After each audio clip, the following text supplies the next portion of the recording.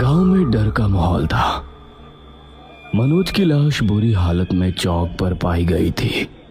वहीं रामू काका खड़े थे और इर्द गिर्द गांव के कुछ लोग मौजूद थे। फिर एक और शिकार हुआ उसका। हमने कितनी बार गांव के लोगों को समझाया है, लेकिन फिर भी कोई ना कोई रात के समय वो गलती करता जरूर है। रामू काका, आप कौन सी गलती के बारे में कह रहे हैं? रात को 9 बजे के बाद निशी डाक हमारे गांव में घूमती है और वो हमें हमारे ही किसी रिश्तेदार, परिवार के सदस्य या किसी दोस्त की आवाज में पुकारती है। अगर हम रास्ते पर हैं तो वो पीछे से आवाज लगाती है, और अगर हम घर पर हैं तो वो दरवाजे के बाहर से आवाज लगाती है। अगर 1 या 2 बार आपने आवाज सुनने पर पीछे पलटकर देखा या दरवाजा खोला तो वो आपको अपना शिकार बना लेगी। रामू काका, ये निशी डाक है कौन और उससे बचने का उपाय क्या है? निशी डाक क्या है, ये तो एक रहस्य है, लेकिन उससे बचने का उपाय है। वो किसी भी व्यक्ति को सिर्फ 2 बार ही आवाज लगा सकती है। इसका मतलब रात के समय जब भी आपको कोई 2 बार पुकारे तो आपको कोई प्रतिक्रिया नहीं देनी है। हाँ, अगर तीसरी बार आपको पुकार सुनाई दे तो समझो आप सुरक्षित हैं। मनोज की मौत और रामू काका के समझाने पर अब गांव के लोग बहुत सावधान रहने लगे।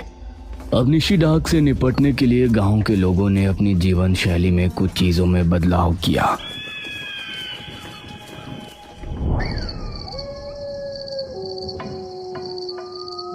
रात 9 बजे से पहले रोजाना 1 घंटा बजा दिया जाता। 9 बजने में 15 मिनट बाकी है, सभी लोग अपने अपने घरों को पहुंच जाएं।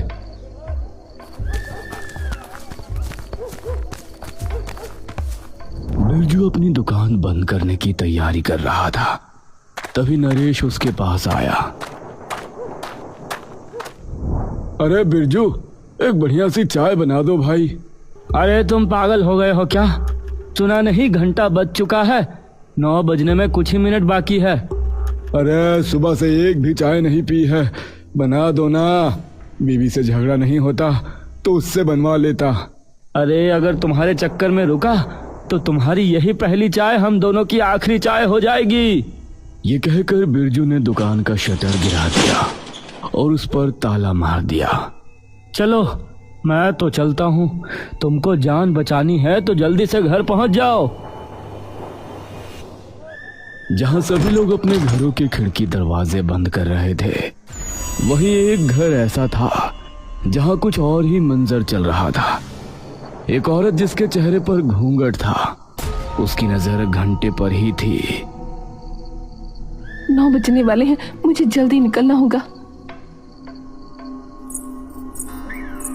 वो एक कमरे में गई जहां एक पिंजरे में एक काला मुर्गा रखा हुआ था। उसने वो पिंजरा उठाया और घर से निकल गई। इस समय चारों तरफ सन्नाटा छाया हुआ था। कोई भी ऐसे में अकेले चलने की हिम्मत नहीं कर पाता, लेकिन वो बेखौफ जंगल की तरफ बढ़ रही थी।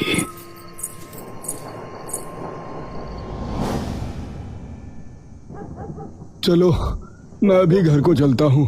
अब यहाँ रहूंगा तो निशी डाक मुझे मार डालेगी। अब तो घर जाकर बीवी को ही मनाना पड़ेगा। इस तरफ उसकी बीवी भी परेशान हो रही थी।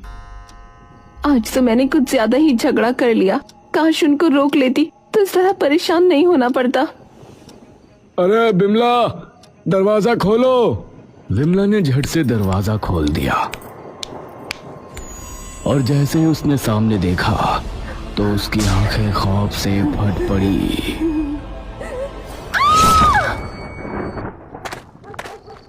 कुछ देर बाद नरेश अपने घर पहुंचा तो दरवाजा पहले से ही खुला हुआ था। अरे लगता है गुस्सा ठंडा हो गया। उसने घर में कदम रखा तो सामने का मंजर देखकर उसकी रूह कांप उठी। उसने पाया कि उसकी बीवी की लाश जमीन पर पड़ी है और उसकी दोनों आंखें निकली हुई हैं। विमला!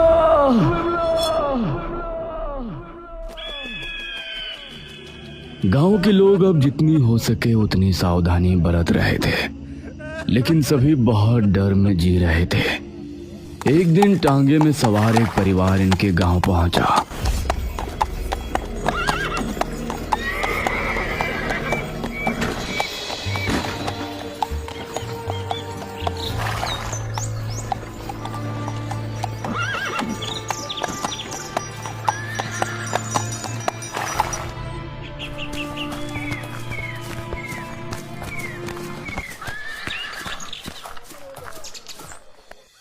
मैं इस गांव का सरपंच हूँ।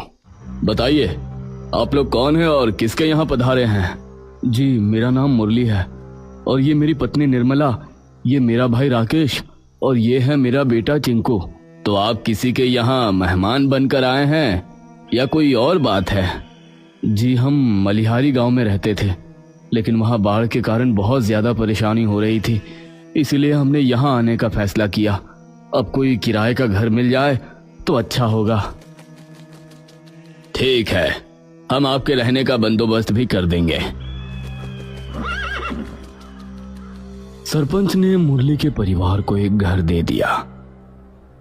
मुरली और राकेश पूरे दिन गांव घूमे और वहां के लोगों से मिले।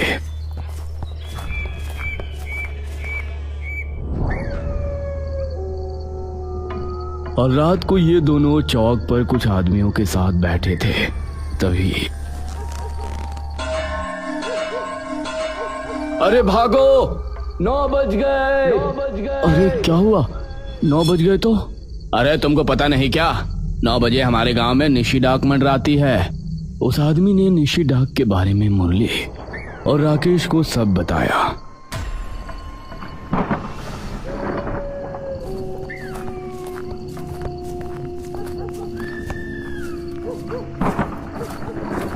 कुछ ही देर में सभी अपने अपने घरों में घुस बैठे और चारों तरफ सन्नाटा छा गया। बड़े अजीब लोग हैं, जो भी बोला मेरे तो सर के ऊपर से चला गया। भैया, आपके कुछ समझ आया? बस इतना ही कि कोई निशी डाक पीछे से 2 बार पुकारेगी। खैर, तुम घर पहुंचो, मैं थोड़ी देर में आता हूँ। ठीक है भैया। ये कहकर राकेश वहां से घर की तरफ चल दिया। मुरली ने एक सिगरेट सुलगाई और धुआं उड़ाते हुए आगे बढ़ गया।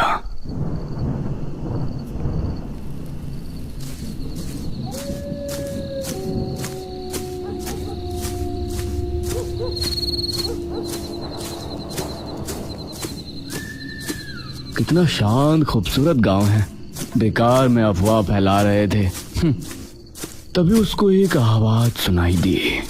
अरे भैया, आप भी घर चलिए, भाभी ने आपको बुलाया है। अरे राकेश, तुम घर पहुंचो, मैंने कहा ना मैं बाद में आऊंगा।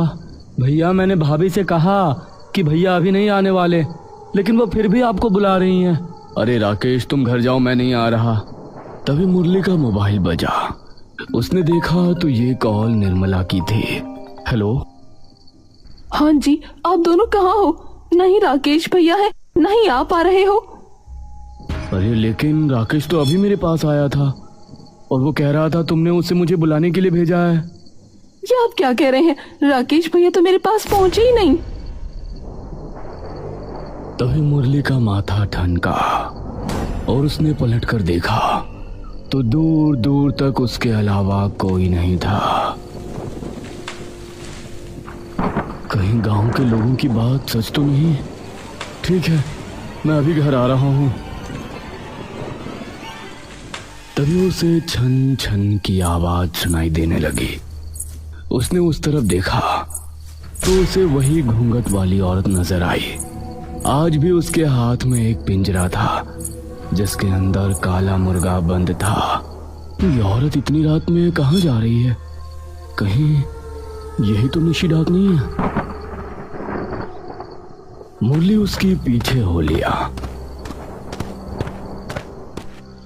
वो काफी दूर से उसका पीछा कर रहा था।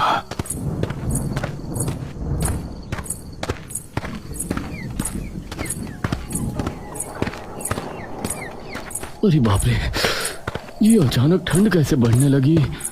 और ये धुआं, कुछ ही देर में धुआं बहुत ज्यादा हो गया और वो औरत नजरों से ओझल हो गई।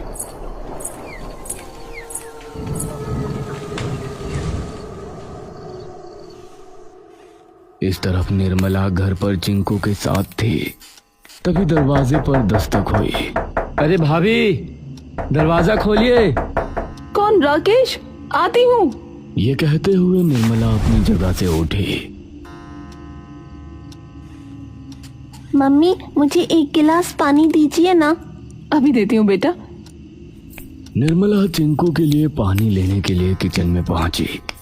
तभी फिर से आवाज आई। अरे भाभी जी, इतना समय क्यों लगा रही हो? खोलिए ना। निर्मला को दूसरी आवाज सुनाई दी। उसने जल्दी से चिंकू को पानी दिया। उसके बाद वो दरवाजे की तरफ बढ़ी रही थी। तभी दरवाजा खुला और मुरली और राकेश घर में दाखिल हुए। अरे राकेश, दरवाजा खुला था तो तुम इतनी देर से आवाज क्यों लगा रहे थे?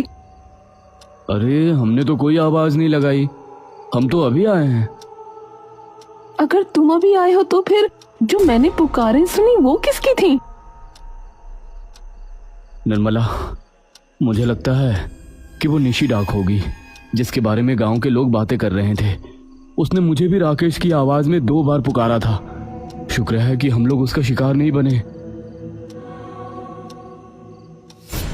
मुरली अभी भी उस औरत के बारे में ही सोच रहा था जो धुएं में ही कहीं गायब हो गई थी।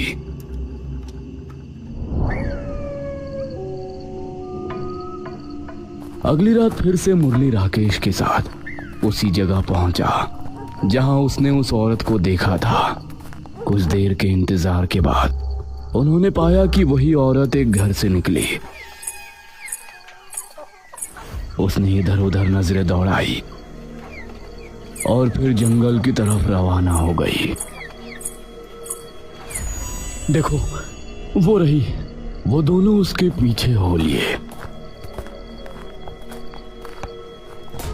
वो मध्यम कदमों के साथ जंगल की तरफ बढ़ रही थी। उसके हाथ में वही काले मुर्गे वाला पिंजरा था। हे रुको! वो दोनों जल्दी से उसके पास पहुंचे और दोनों ने उस पर बंदूक तान दी।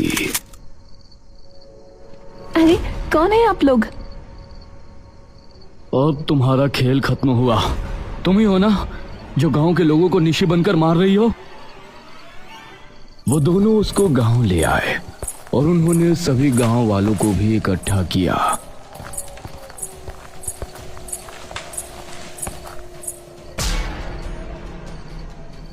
अरे मुरली, तुम्हारे पास ये पिस्तौल कहां से आई और कौन है ये औरत?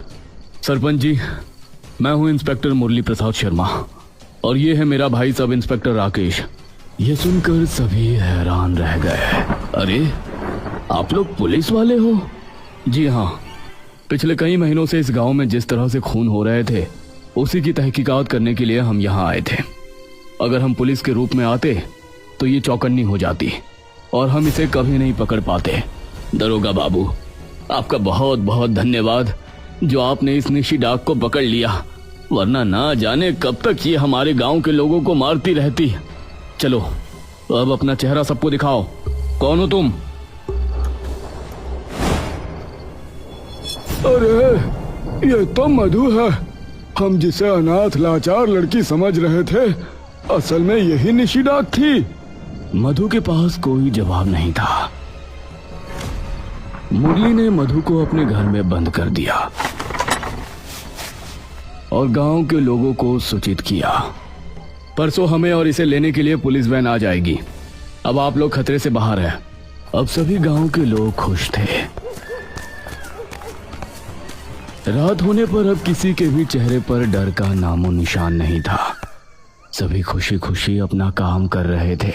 अरे बिरजू काका, जरा एक मस्त चाय बना दो।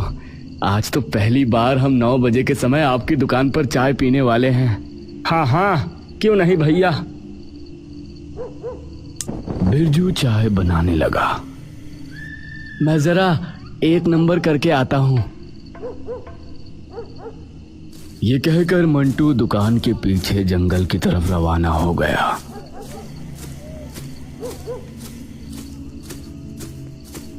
अरे मंटू, कहाँ जा रहे हो? यह आवाज सुनकर मंटू के चेहरे पर मुस्कान छलक आई। उसने पलटकर देखा।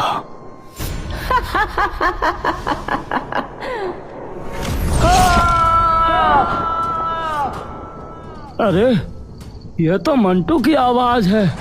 सभी उसकी आवाज सुनकर जंगल की तरफ भागे। उन्होंने पाया कि मंटू मर चुका है और उसकी आंखें निकली हुई हैं।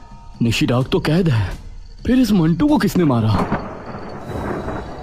मुरली और राकेश अब मधु के पास पहुंचे।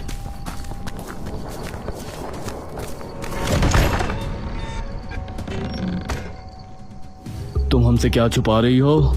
सच सच बता दो। देखिए, मैं आपसे कुछ भी नहीं छिपा रही। मैं ही निशिडाक हूँ। अगर तुम निशिडाक हो तो फिर मंटू को किसने मारा?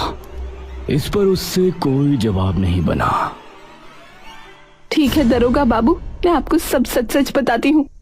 आज से तकरीबन 3 साल पहले मैं मेरी बहन जमुना के साथ इसी गांव में रहा करती थी। सरपंच के बेटे महेश से जमुना बहुत प्यार करती थी और महेश भी उससे बहुत प्यार करता था।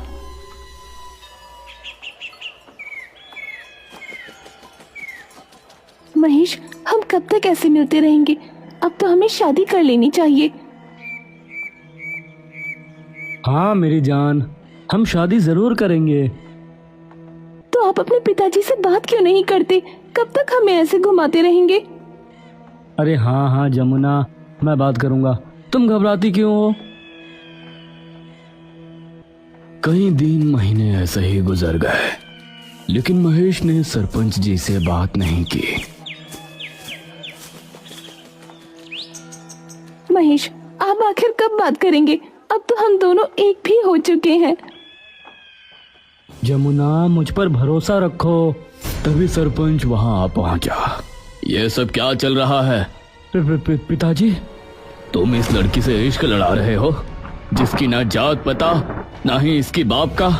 नहीं पिताजी, मैं तो इसको यही समझा रहा था कि हम इससे शादी नहीं कर सकते। ये बेवजह हमारे गले पड़ रही है। यह सब सुनकर जमुना के दिल को बहुत ठेस पहुंची। उसने कुछ गांव के लोगों को भी इकट्ठा किया जिन्होंने इनको साथ में देखा था। बताओ भैया, हम दोनों आपकी दुकान पर कई बार चाय पीने आया करते हैं ना?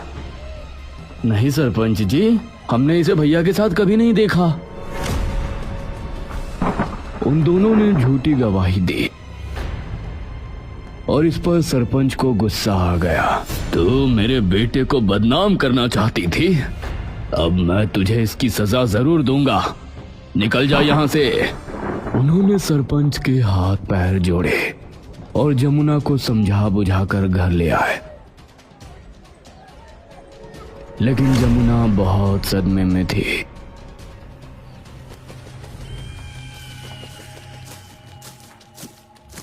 उसने तंत्र क्रियाएं करना शुरू कर दिया। दीदी, आप ये सब क्या कर रही हो? ऐसा करने से कोई फायदा नहीं होने वाला। नहीं, मैं अपना बदला लेकर रहूंगी। उसी समय सरपंच वहां आ पहुंचा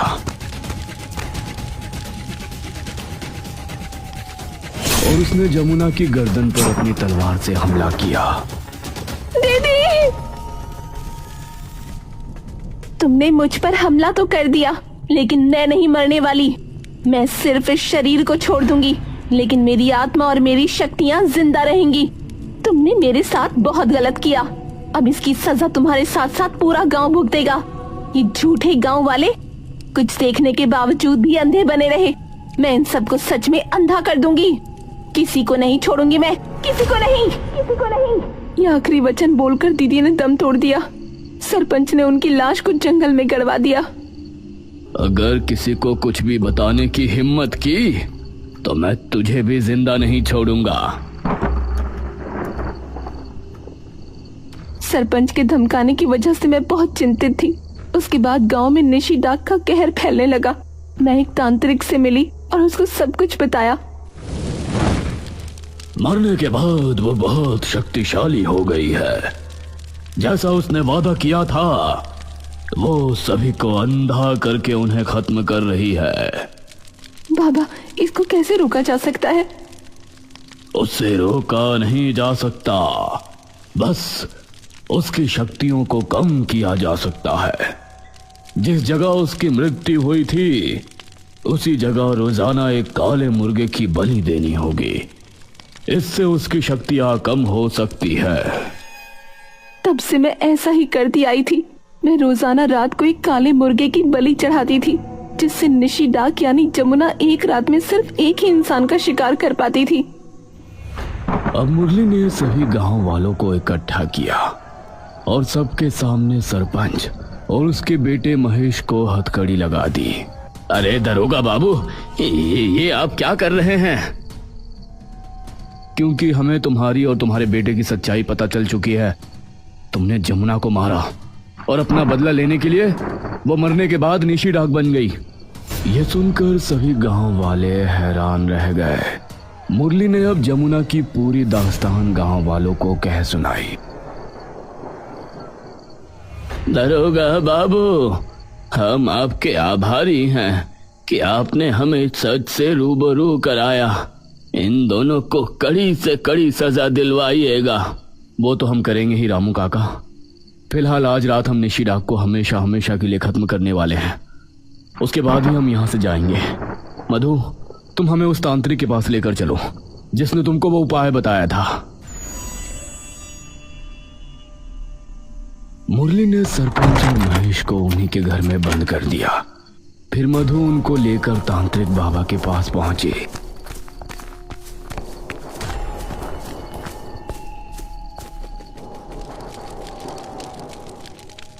प्रणाम बाबा। प्रणाम।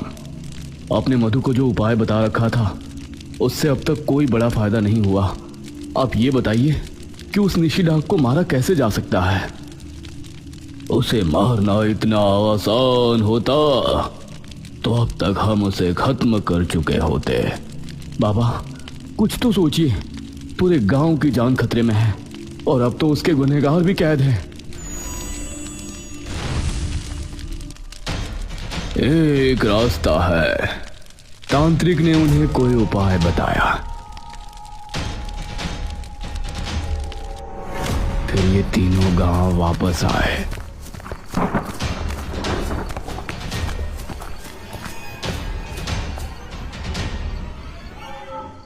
कोई भी गांव का आदमी 9 बजे के बाद घर से बाहर नहीं निकलेगा। आज रात हम निशी डाक को हमेशा के लिए खत्म कर देंगे। हमारी रक्षा ये रुद्राक्ष की माला करेगी। हमें निशी डाक पर पहले गंगा जल फेंकना है और उसके बाद उसके गले में ये रुद्राक्ष की माला डालनी है। गांव के सभी लोग अभी भी डर में थे। 9 बजने से पहले ही घंटा बज गया।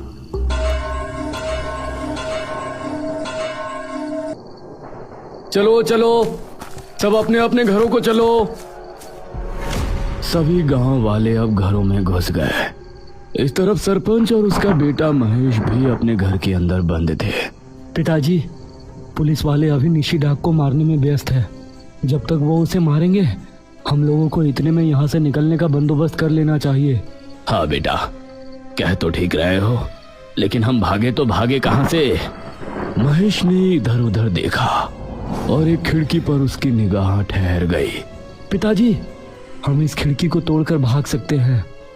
इस बंधे हाथों से कैसे तोड़ेंगे इसे? कुछ तो करना ही पड़ेगा पिताजी।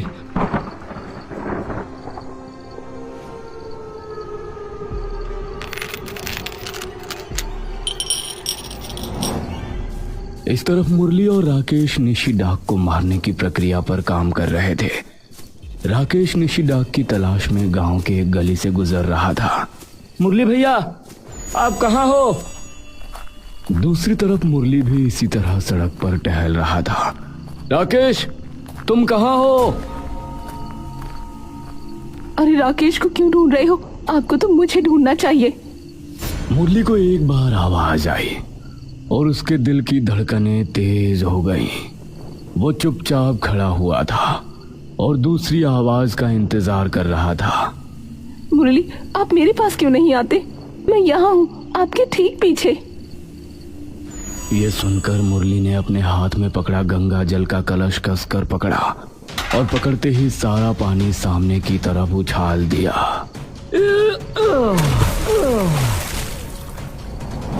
ये तो मुरली की आवाज है पापा। लगता है उसने निशी डाक को मार डाला। महेश खिड़की तोड़ चुका था।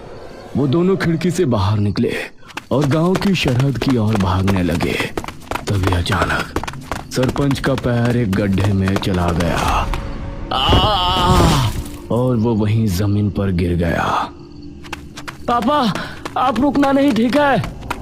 इधर सरपंच ने खुद को संभाला और खड़ा हुआ।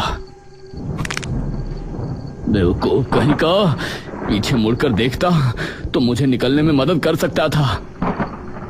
सरपंच कुछ कदम चला ही था। पिताजी! उसकी आवाज सुनते ही सरपंच डर गया। कहीं ये निशी डाक तो नहीं? अरे पिताजी मैं यहाँ हूँ। निशी डाक को तो दरोगा ने मार दिया है ना। यह सुनकर सरपंच ने सुकून की एक सांस ली और पीछे मुड़कर देखा। हे भगवान! सरपंच, मैं तुझे जिंदा नहीं छोड़ने वाली।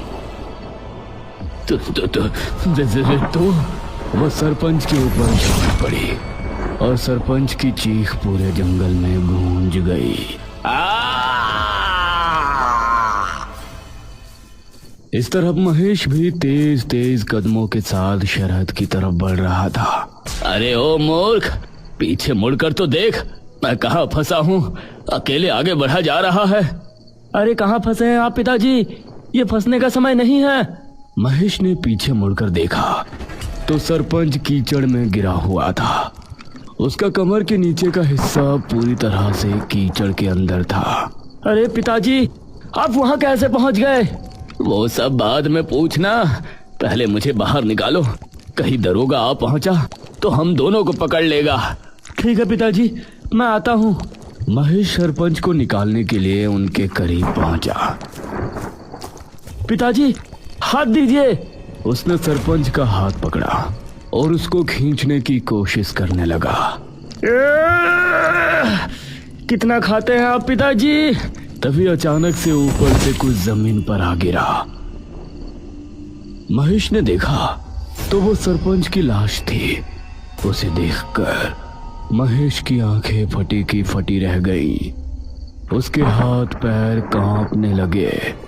उसी समय मुरली और गांव वाले भी वहां पहुंचे।